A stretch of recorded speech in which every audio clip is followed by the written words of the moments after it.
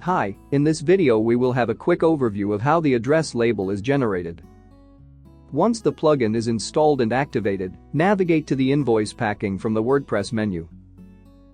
General Settings menu contains common information that is used across all shipping documents. You can explicitly enable or disable the concerned documents required for your site and configure settings pertaining to each document individually. For instance, if you don't require the document dispatch label for your store, disable and save the settings. You can see that it is removed from the menu list. Let's look into the various options available under address label settings in detail. You can see that the address details specified previously in the general settings are already populated in the address label layouts.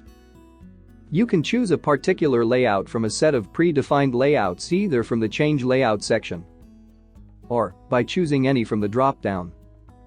Upon choosing a layout, the labels with its configurations will be displayed for preview. Additionally, you can make modifications to the chosen template. For instance, you can alter the width and height of the label, increase or decrease the number of rows or columns, and set the margin and column spacing. Once all the settings are configured, click on the Save and specify an appropriate name for the template, say, My Address Label, and save it. If there are no existing templates saved, then the created template will be activated automatically. If multiple templates are saved, it will be listed under My Templates, with provisions to activate, edit, and delete.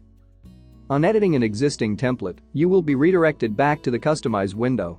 You can make the necessary changes to the template and save it as usual. To activate the edited template, click on Activate. Now that all your settings are configured, you can go ahead and generate or print the address labels for multiple orders very easily. You can preview the address label as per your specified layout.